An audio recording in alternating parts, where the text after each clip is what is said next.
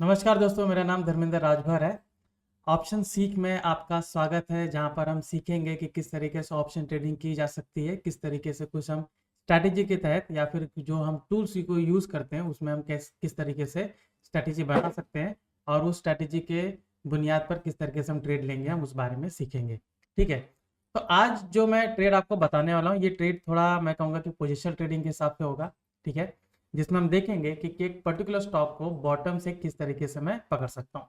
क्योंकि कई बार देखिए कि हम रेजिस्टेंस को ब्रेकआउट पर हम ट्रेड लेते हैं, लेकिन अगर बॉटम से अगर आप किसी पर्टिकुलर स्टॉक को अगर आप ट्रेड करने की कोशिश करेंगे, मतलब उसे पिकअप करने की कोशिश करेंगे, तो आप देखोगे कि आपको रिटर्न जो है वो काफ़ी अच्छा मिल सकता है। ऑलराइट।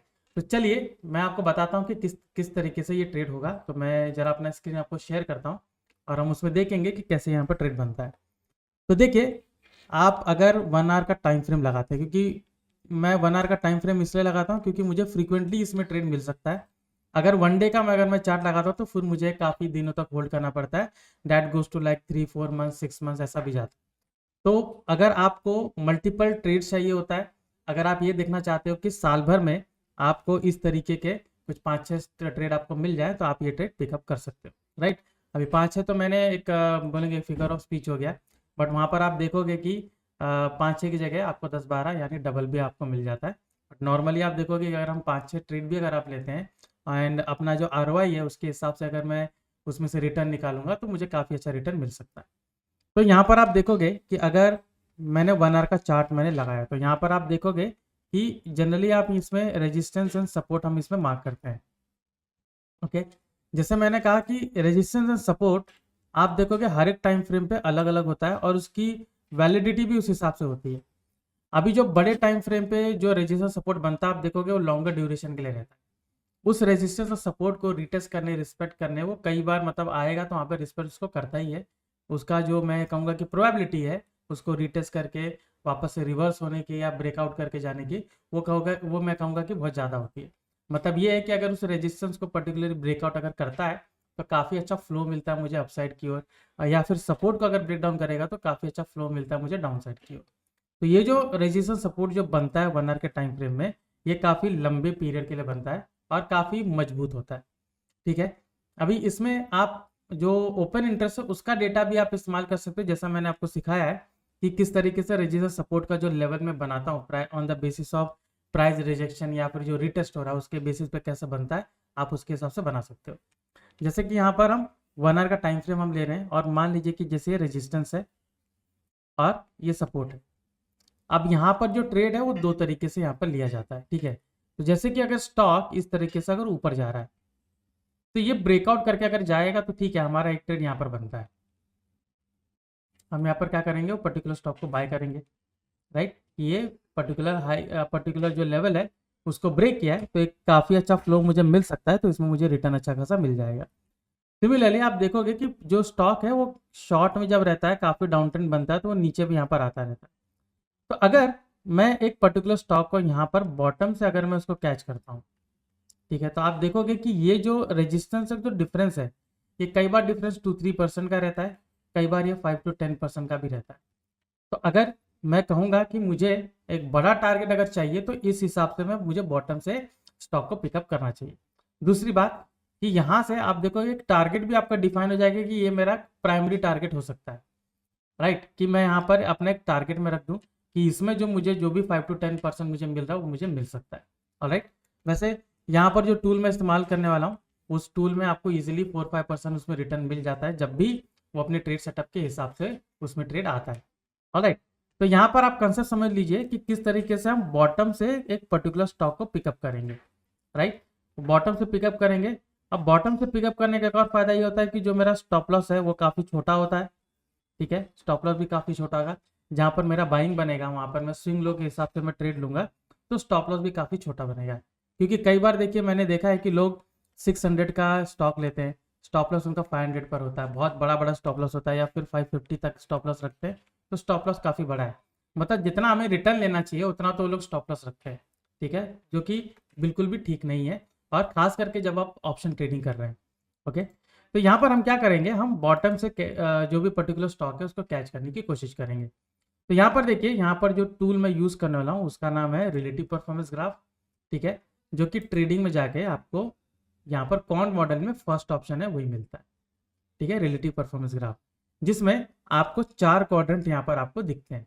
ओके, तो मैं हर एक क्वाड्रेंट को मैं आपको बताता हूँ और उसमें किस तरीके से ट्रेड बनेगा मैं वो भी आपको यहाँ पर डिस्कस करता हूँ। तो जब भी देखिए यहाँ पर आपको 4 क्वाड्रेंट है, तो यहाँ पर आपको है प्रोग्रेसिव, यहाँ पर आपका स्ट्रॉन्ग क्वाड्रेंट है, यहाँ पर है लेगार्ड और यहाँ पर आपका वीक है। ओके, सो देखिए यहाँ पर अभी इस तरीके से आपका एक्स एक्सिस और ये वाई एक्सिस में बना देता हूँ। तो जनरली आप देखिए कि स्टॉक जो है अगर वो वीक वाले जोन में रहता है तो मतलब वो सपोर्ट पे मतलब बहुत बॉटम पर वो आ चुका है। ऑलराइट, वो बॉटम पर आ चुका है, तो हमें डायरेक्टली उसको वहाँ पर पिकअप नहीं करना चाहिए, डायरेक्टली वहाँ पर हमें ट्रेड नहीं लेना चाहिए। हमें वेट करना है कि प्रोग्रेसिव जोन में वो स्टॉक जाए। जो प्रोग्रेसिव जोन है वो इंडिकेट करता है कि इस पर्टिकुलर स्टॉक में बुलिशनेस आई है, तो मतलब आप उस पर्टिकुलर स्टॉक में ट्रेड बना सकते हैं।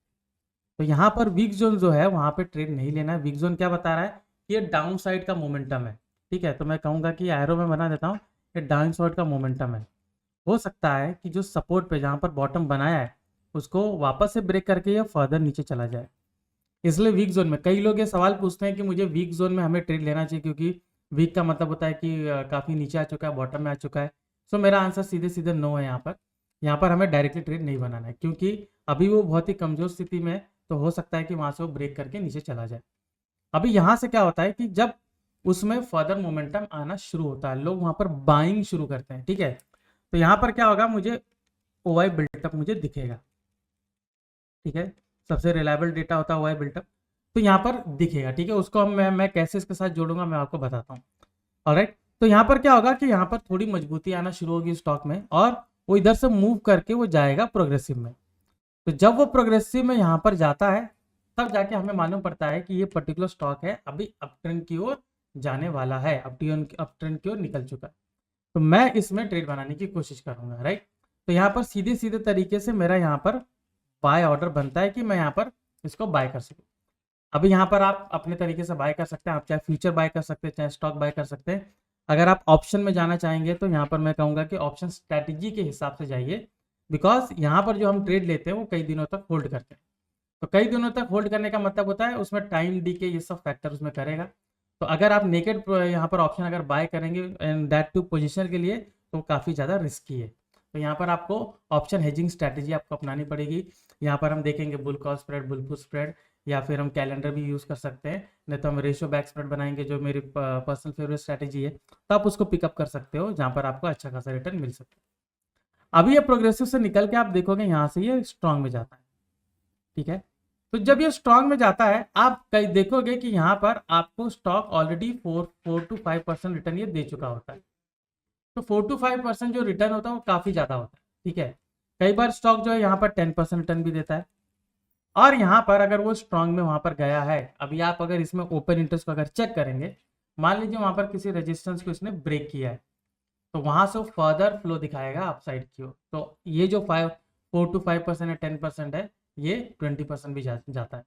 कई बार स्टॉक ने यहाँ पर निफ्टी को आउट परफॉर्म किया है। ऑलराइट, तो यहाँ पर आप देखोगे कि जब स्ट्रॉन्ग में जाता है तो हमें ज़्यादा विजिलेंट हो जाना पड़ता है। हमें ये देखना पड़ता है कि वो रेजिस्टेंस को ब्रेक कर रहा है या फिर उसको रिटेस्ट कर रहा है, जहाँ पर राइटर्स एग्जिट कर रहे हैं कि नहीं कर रहे हैं वो मुझे देखना बहुत ज़रूरी है। अगर मुझे कुछ भी ऐसा सिग्नल नहीं मिलता है कि वो वहाँ से ब्रेकआउट कर रहा है या ब्रेकआउट करके जा सकता है, तो मुझे वहाँ पर ट्रेड बिल्कुल भी नहीं लेना है। मैं वहाँ पर सिग्नल का वेट करूँगा कि वो ब्रेकआउट करके वहाँ से ऊपर जाए, और अगर वहाँ पर ब्रेकआउट करके नहीं जाता है, वहाँ पर उसको रिटेस्ट करता है, राइटर्स वहाँ पे बिल्कुल भी हरकत नहीं दिखा रहे, बिल्कुल भी नेगेटिविटी नहीं दिख रही, मतलब कि ओ चेंज इन ओवाई वहाँ पर माइनस नहीं हो रहा है, तो यहाँ पर मुझे एग्जिट करना जरूरी पड़ जाएगा। यहाँ पर मुझे एग्जिट करना ही चाहिए। ठीक है, क्योंकि ये जो 4-5% रिटर्न आप देख रहे हो, यहाँ से जो रेजिस्टेंस को टच करके कई बार नीचे आ जाता है, तो ये 4-5% जो है वो 2-3 हो जाएगा। ठीक है, तो आपका जो प्रॉफिट है वो आधा हो जाता है। तो यहाँ पर इस चीज़ को अवॉइड करिए। जब भी आप आरपीजी के तहत आप ट्रेड ले रहे हो तो ये चीज़ आपको दिमाग में रखनी है कि आप इस तरीके से आपको ट्रेड बनाना है। ठीक है, सिमिलरली अगर कोई भी पर्टिकुलर स्टॉक स्ट्रॉन्ग में से निकल के, ठीक है, वो लैगार्ड में आता है, तो वो इंडिकेट कर रहा है कि यहाँ पर इसका डाउन ट्रेंड शुरू हो चुका है, यहाँ पर इसका डाउन ट्रेंड शुरू हो चुका है, तो मैं उसमें डाउन साइड की ओर उसमें ट्रेड बनाऊंगा। और डाउन साइड की ओर उसमें ट्रेड बनाऊंगा। मैं देखूंगा कि स्टॉक जो है वो नीचे की ओर जा रहा है, तो वहाँ पर हम ट्रेड बनाएंगे। ठीक है, अभी वो कैसे बनाना है वो भी मैं आपको बताऊंगा, लेकिन यहाँ पर फर्स्ट कंडीशन जो वो देख लीजिए कि यहाँ पर सेटअप में बन चुका है कि आपको यहाँ पर ट्रेड लेना है, क्योंकि डाउन ट्रेंड यहाँ पर आया हुआ है। ऑलराइट, और यहाँ से जब निकल कर ये दोबारा वीक में जाता है, तो आपको सेम कंडीशन अप्लाई करनी है जो मैंने स्ट्रॉन्ग जोन में किया है। स्ट्रॉन्ग जोन में मैंने क्या किया है, मैं यहाँ पर रेजिस्टेंस को मैंने देखा है, राइट, कि अगर उसको ब्रेकआउट कर रहा है तो होल्ड करता हूँ, ब्रेकआउट नहीं कर रहा है वहाँ पर उसको रेजिस्ट कर रहा है, एंड वहाँ पे जो राइटर्स है वो एग्जिट नहीं कर रहे हैं। ऑलराइट, कुछ भी हलचल वहाँ पर नहीं दिख रही है, तो एग्जिट करने में ही भलाई है। तो यहाँ पर भी आपको उसी तरीके का कंडीशन देखना है कि सपोर्ट जो है, सपोर्ट लेवल जो है वहाँ पे जो पुट राइटर्स है वो एग्जिट कर रहे हैं कि नहीं कर रहे हैं। राइट, अगर एग्जिट कर रहे हैं और ब्रेकडाउन हो चुका है, वेट करिए, जितना रिटर्न आपको मिला था उसका डबल भी आपको वहाँ पर मिल सकता है। ठीक है, तो इस तरीके का कंडीशन यहाँ पर बनता है। आरपीजी आप देखोगे, ये जो मैंने आपको बताया आरपीजी में इसी तरीके का कंडीशन, राइट। तो यहाँ पर आपको दिखेगा प्रोग्रेसिव जोन है, स्ट्रॉन्ग है, लेगार्ड है एंड वीक जोन है। ठीक है, अभी यहाँ पर आप देखिए नीचे आपको ये ब्लू कलर की लाइन है, यह आपको दिखा रहा है 20 डेज का डेटा कि किस तरीके से यहाँ पर स्टॉक ने परफॉर्म किया। तो यहाँ पर अगर मैं प्ले बटन करूंगा तो देखिए 10 से किस तरीके से स्टॉक ने मूवमेंट किया है वो आपको इंडिकेशन कर रहा है। ऑलराइट, इंडिकेशन पूरी तरीके से कर रहा है कि किस तरीके से डेटा ने यहाँ पर परफॉर्म किया है, किस तरीके से स्टॉक जो है प्रोग्रेसिव में आया है, फिर वहां से वापस से गया हुआ है। ऑलराइट, अभी यहाँ पर आप देखोगे कि इसमें से जब मुझे ट्रेड बनाना है, तो जैसे कि अगर कोई पर्टिकुलर स्टॉक यहाँ प्रोग्रेसिव में आता है, अभी आप देख सकते हैं यहाँ पर मुझे 3 स्टॉक दिख रहे हैं, अंबुजा सीमेंट है, अशोक लेलैंड है, औरो फार्मा है। तो जैसे कि मैंने आपसे कहा था कि वीक से वहां पर जाने में यहाँ पर बिल्टअप लगता है कि अगर वहां पर कोई स्ट्रॉन्ग फोर्स है तभी ये ऊपर वहां पर जाएगा और आपको अच्छा खासा रिटर्न दे सकता है। तो हम क्या करेंगे, हम इसका बिल्टअप को चेक करेंगे। तो हम जाएंगे ट्रैक में, बिल्टअप स्क्रिप्ट सिंबल को देखेंगे और इसमें जो फ्यूचर वाइज हिस्टोरिकल है हम इसको सेलेक्ट करेंगे, थर्ड ऑप्शन। तो जैसे यहाँ पर मुझे आरपीजी में औरो फार्मा दिख रहा है, अंबुजा सीमेंट दिख रहा है, राइट। तो चलिए हम औरो फार्मा को देखते हैं एंड देन हम अंबुजा सीमेंट को भी देखेंगे। औरो फार्मा में आप देखिए कि लास्ट 1 वीक से या फिर मैं कहूँगा लास्ट 2 वीक से आप देख सकते हो पूरा डाउन ट्रेंड है, राइट। स्टॉक जो है वो पूरा 1356 से गिर के वो 1150 पर आ चुका है, 200 पॉइंट नीचे है, मतलब 20% डाउन है स्टॉक। और यहाँ पर आप देख सकते हो लॉन्ग अनवाइंडिंग चल रही है, शॉर्ट कवरिंग थोड़ा सा आया, मतलब कहीं पर भी मुझे बिल्टअप नहीं दिख रहा है, कहीं पर भी बिल्टअप नहीं दिख रहा है। तो ये जो सिग्नल वहां पर आया है हम इसको अवॉइड करेंगे, बिकॉज यहाँ पर मुझे सिग्नल नहीं दिख रहा है, मतलब यहाँ पर डेटा बिल्टअप नहीं हो रहा है, राइट। वो भले बॉटम में आ चुका है, अगर मैं औरो फार्मा का अगर मैं यहाँ पे चार्ट में लगाता हूँ, ठीक है, औरो फार्मा हम यहाँ पर लगाते हैं तो देख सकते हो कि वहाँ पर वो बॉटम में आ चुका है। ऑलराइट, जस्ट अ मिनट, यहाँ पर आप देख सकते हो कि ये एक पहले कोई बॉटम था यहाँ पर, ठीक है, 1185 का बॉटम आप देख सकते हो, जिसको इसने ब्रेक कर चुका है, राइट, जिसको इसने ब्रेक कर चुका है, अभी 1160-70 चल रहा है। तो जाहिर सी बात है कि बॉटम सस्टेन नहीं कर रहा है। ऑलराइट, अगर यहाँ पर ये बॉटम सस्टेन करता है, आप देखोगे कि साइमल्टेनियसली यहाँ पर डेटा में कुछ आपको चेंजेस, यहाँ पर कुछ बदलाव आपको दिखेंगे। अगर यहाँ पर डेटा में बदलाव दिखते हैं तब जाके आपको वहाँ पर बाइंग ट्रेड बनता है। जिस दिन ये बिल्टअप बनता है, बिल्टअप आगे सस्टेन करता है, वहाँ पर प्राइस भी सस्टेन कर रहा है, वहाँ पर आप ट्रेड ले सकते हो। बेस्ट एग्जांपल आपको दिखाते हैं कि जैसे इसमें एयू बैंक है जो कि अभी स्ट्रॉन्ग में, ठीक है, तो ये बैंक को थोड़ा हम पीछे ले जाते हैं, देखते हैं, ठीक है। अभी आप देख सकते हो ये, ऑलराइट, 20 दिसंबर, ऑलराइट। अभी हम क्या करते हैं, एयू बैंक का डेटा देखते हैं, ठीक है। तो यहाँ पर हमने एयू बैंक टाइप किया है और डेटा देखते हैं। तो देखिए अगर एयू बैंक का अगर मैं पहले का डेटा देखूं, यहाँ पर मैंने 16 से देखा है, यहाँ पर हम 10 से देखते हैं, ठीक है। तो देखिए एक 10 से पहले आप देख सकते हो पूरा डाउन ट्रेंड था, यहाँ पर पूरा शॉर्ट बिल्टअप था, एक जगह भी लॉन्ग बिल्टअप नहीं है। लॉन्ग बिल्टअप आप देख सकते हो 20 को भी नहीं आया, ये 19, यहाँ पर 20 है, 20 को भी नहीं आया। तो अगर एयू बैंक में मेरा जो रिलेटिव परफॉर्मेंस ग्राफ कह रहा है कि 20 को यहाँ पर आया हुआ है, तब भी मेरा उसमें ट्रेड नहीं बनेगा। ओके, अभी मैं क्या देख रहा हूँ कि यहाँ पर 23 को आया है एंड सस्टेन किया है 24 को, तो मतलब यहाँ पर मुझे ट्रेड मेरा बन रहा है। अभी हम क्या करेंगे, हम जाते हैं चार्ट पे और एयू बैंक को यहाँ पर लगाते हैं। तो एयू बैंक को मैंने यहाँ पर चार्ट में लगाया, ठीक है, जस्ट अ मिनट। तो यहाँ पर आप देख सकते हो कि 20 को यहाँ पर आया, तो 20 को लो इसने बनाया था कुछ 215 को 3, यहाँ पर अब मैं देख सकता हूँ 540 का लो इसने बनाया हुआ है, 20 को आया हुआ है, ठीक है। तो यहाँ पर अगर हम 20 को बाय करें तो ठीक है, हमें वहाँ से दिया है, लेकिन डेटा हमें कुछ कह नहीं रहा है। डेटा 23 को चेंज हुआ, ठीक है, 23 को और 24 को सस्टेन किया। तो आप देख सकते हो कि 24 को मैंने 550 540 के तहत अगर मैंने इसको बाय किया होता, राइट, यहाँ पर अगर मैं बाय करूंगा और देखो, और यहाँ पर हम क्या करेंगे कि ये लो है, यहाँ पर जाहिर सी बात है थोड़ा सा क्वांटिटी स्पेयर रखिए। मतलब अगर आप यहाँ पर 10 लॉट बाय करने जा रहे हो तो 5 6 7 लॉट बाय कीजिए, जो 2 3 लॉट्स है उनको छोड़ के रखिए, मतलब उनको उसमें इन्वेस्ट मत करिए। तो यहाँ पर हम क्या करेंगे कि यहाँ पर हम उसको बाय करेंगे, ठीक है। आप देख सकते हो 549 है, लो वापस से 541 वहां पर किया है। तो ये जब यहाँ पर इसने लो किया है तो मैं यहाँ पर अगेन थोड़ा सा पोजीशन साइजिंग कर सकता हूँ, थोड़ा सा लॉट इंक्रीज कर सकता हूँ। यहाँ से आप देख सकते हो इसने हाई किया 587 588, मतलब आप देख सकते हो 40 पॉइंट्स का डिफरेंस इसने दिया है। मतलब 550 से ये गिर के 590 तक गया, मतलब बढ़ के 590 तक गया। तो अगर मैं इसको 540 है, 500 रुपीज़ का स्क्रिप है, तो अगर मैं उसके हिसाब से अगर मैं देखता हूँ तो आप देख सकते हो ये इजीली इसने 6-7% का रिटर्न दिया, राइट।